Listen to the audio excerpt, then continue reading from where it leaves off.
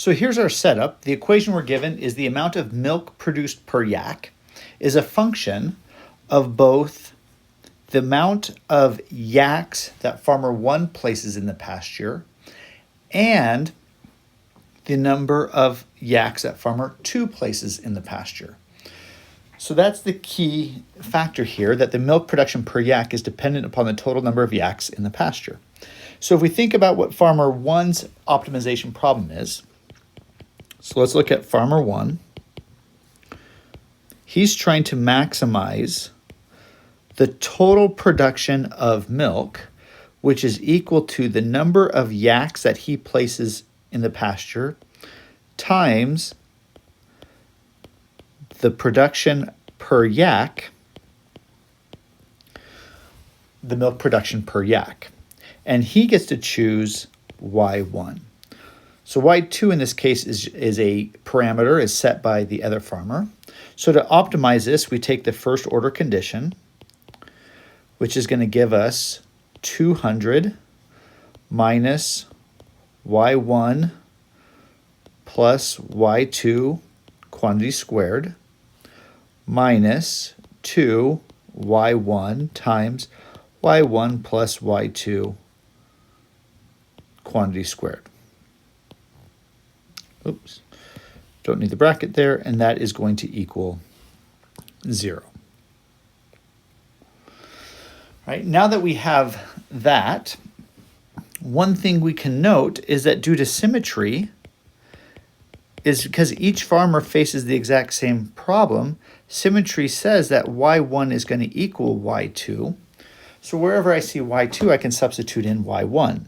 So I'll get 200 minus y1 plus y1, that's squared, minus 2y1, y1 plus y1 squared equals 0.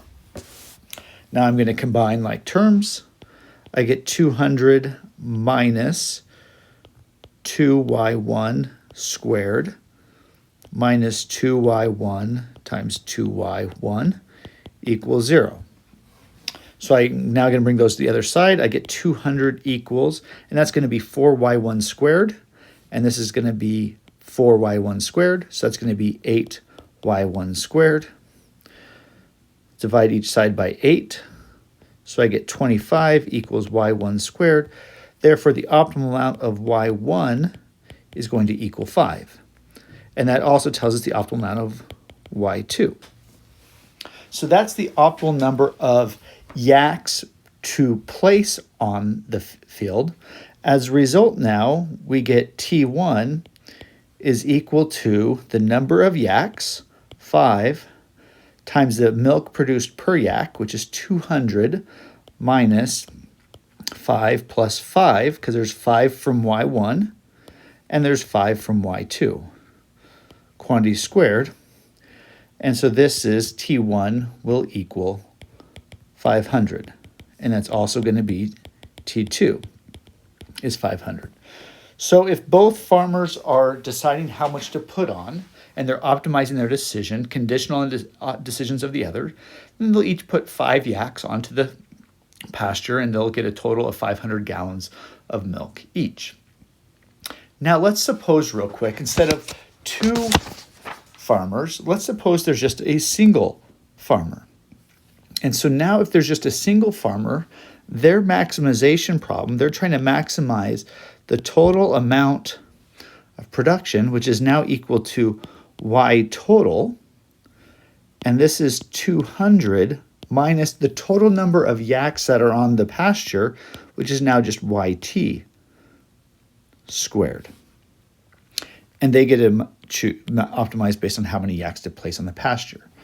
Well, this first order condition implies that we'll get 200 minus yt squared minus 2yt squared equals 0.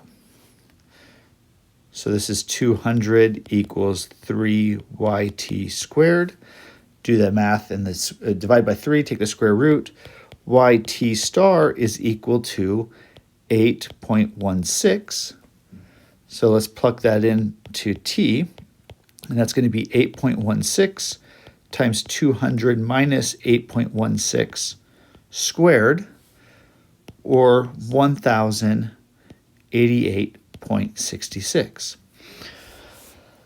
So now here is where we want to compare. If it's just a single firm operating or a single individual, they'd want to put fewer yaks on the field, and that would produce more milk.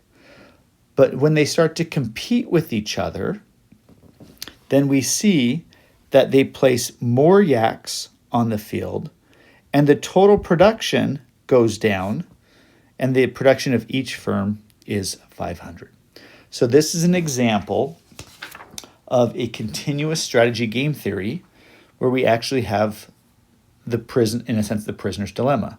They'd be better off to coordinate and place fewer yaks on the field, but because they're driven by their individual incentives, they'll each place more